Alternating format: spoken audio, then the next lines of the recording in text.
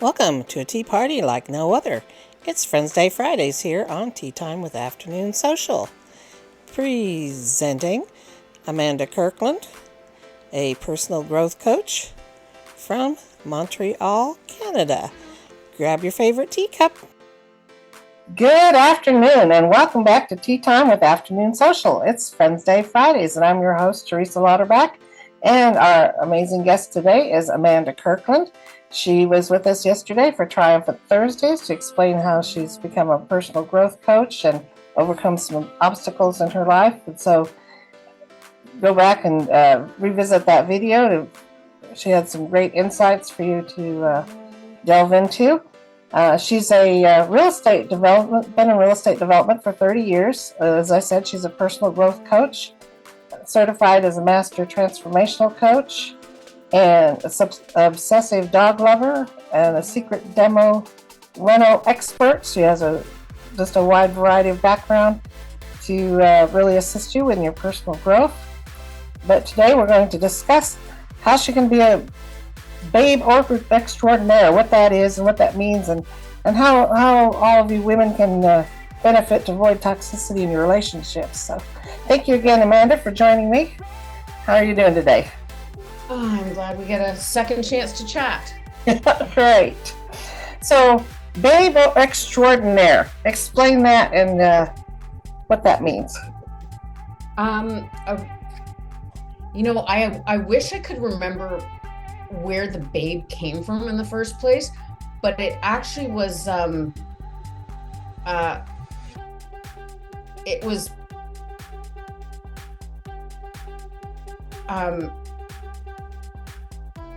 now I'm forgetting, because there was the word bitch in there originally in my signature line, and I think it was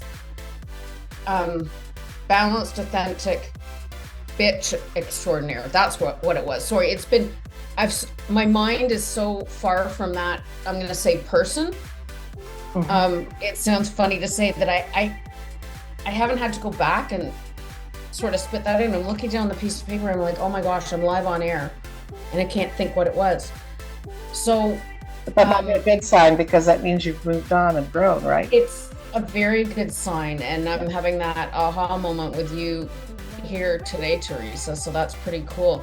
So so the balanced, authentic bitch extraordinaire, I'm gonna say, have the reputation for being like gritty or tough, maybe difficult to work with. I only think I was difficult to work with certain personalities. Other ones I got along with very well. But anyway, so when I came up with that babe thing, the bitch was still part of, like, it was attached to me by no choice of my own. It was a label that I think other people had given me.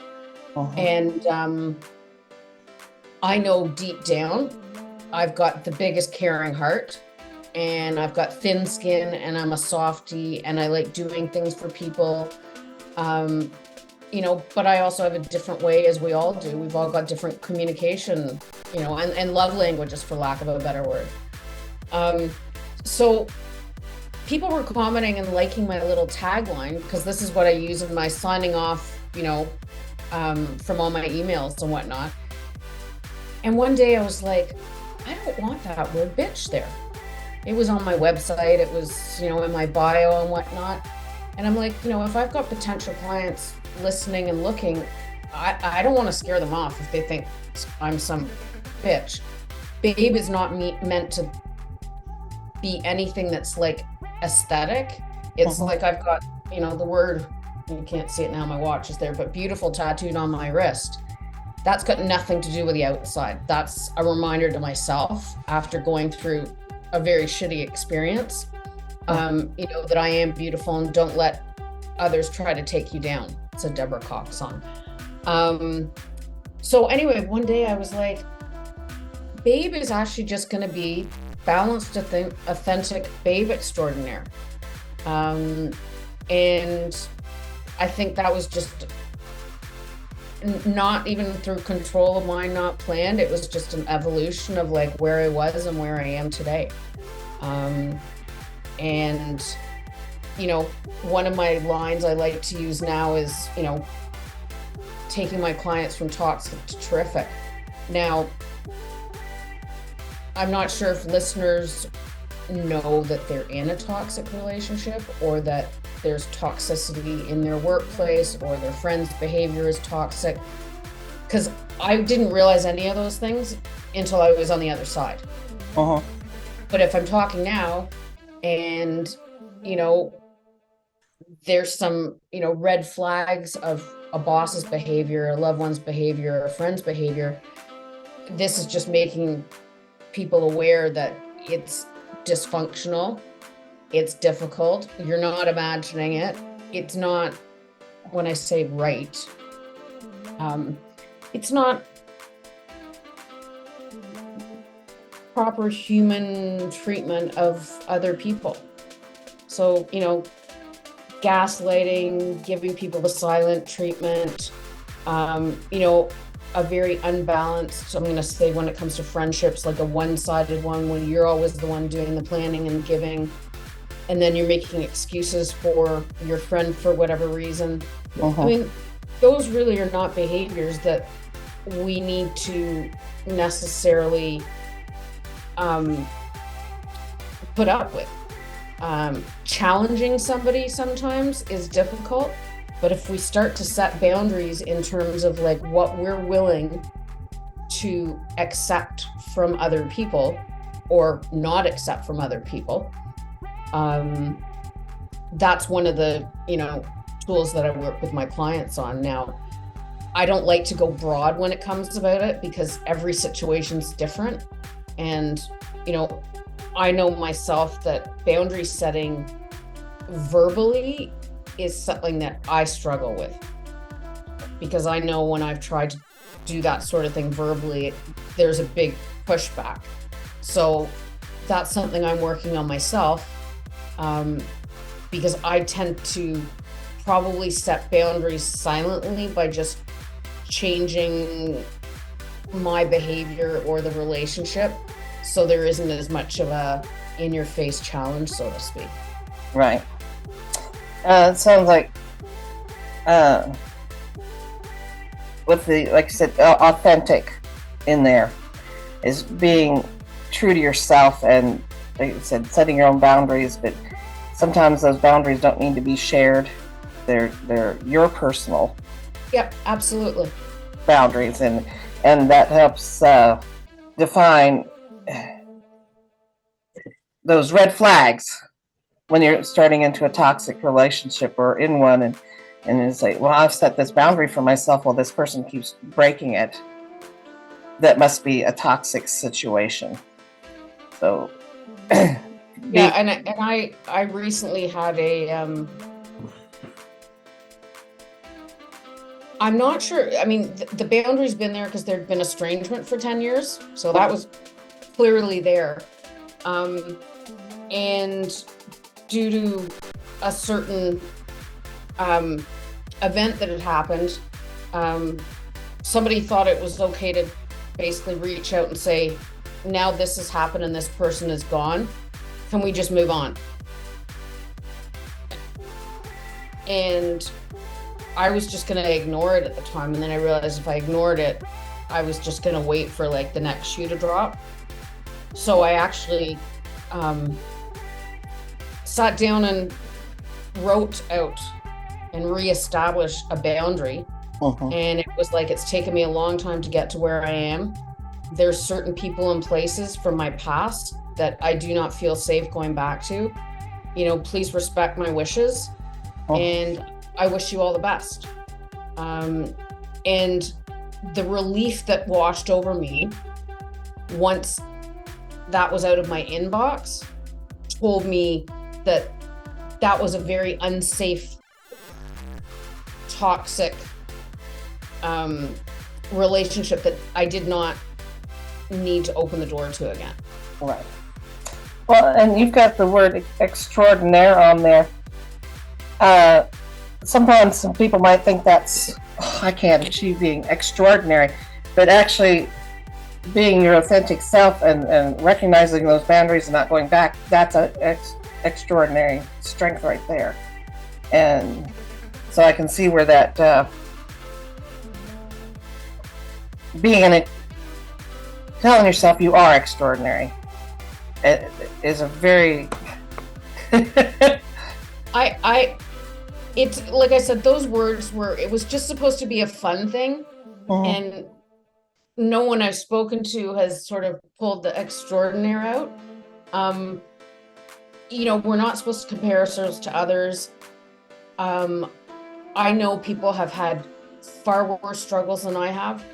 But then everything's relative, right? And I remember growing up when I used to say certain things to my mom, she's like, well, when we were such and such, and there was another situation, I'm like, but that's not what I'm talking about. I'm talking about like right now, what's relative, like what's happening to me. And that's one of the things that I actually did a post today. I was sharing another podcast I've been on recently, and I have minimized, I guess, not the importance of my story, but I've minimized a lot of my struggles because I thought with what other people have gone through, it's nothing. But when I look at, what I've really had to struggle with, like on my own, and the challenges, be it with family, in the workplace, with friends, like it's been pretty shitty and it's been pretty lonely. And I didn't let myself go there. And I still, like, I feel like when I'm saying that out loud to you, I can feel it inside. And I just know that, what has come into my life, especially in the last 3 years, I'm using my lived experience, hard lived experience, and my training to help my clients avoid some of the struggles that I did. And I mean, some of it just comes from understanding people. And I'm not a medical professional, and I'm not a PhD in behavioral science or something like that. I'm just like, what you see is what you get, Amanda. I've been there. I'm on the other side of it now. And my bio says, I know you have Baskin-Robbins ice cream in the United States. My bio says that, my life's, toxic and narcissistic relationships used to surround me like a magnetic field or something like that. And now my life is like 31 flavors of Baskin-Robbins ice cream.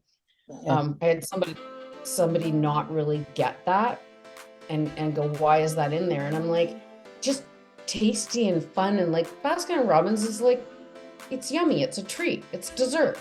Yeah. So it was just meant to be, is like, life is good. I mean, it doesn't mean I'm not going to get thrown any curveballs.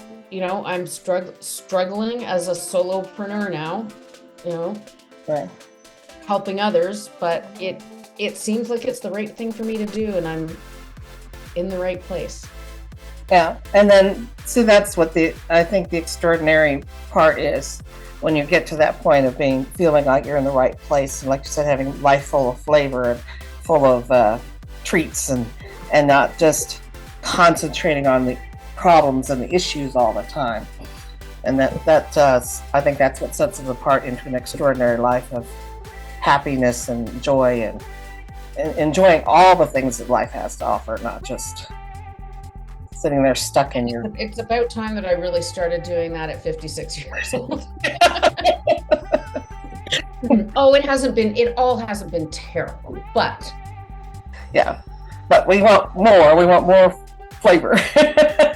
We do. Do you have any other last tidbits of advice or anything on this today to leave our audience with today? Other than it's Friday and it's the weekend, so go get yourself a scoop of ice cream. That sounds like the best advice there is. Well, thank you again, Amanda, for being here on Friends Day Fridays. And tomorrow she'll be with us on Show and Tell Saturdays, where she's going to discuss about what programs she has to offer and some of her coaching services. And so tune in tomorrow and we will hear all about that. And as always, we'll have her contact information in the comments so that you can contact her about what you've heard today. So thank you, Amanda, and we will see you tomorrow. See you tomorrow.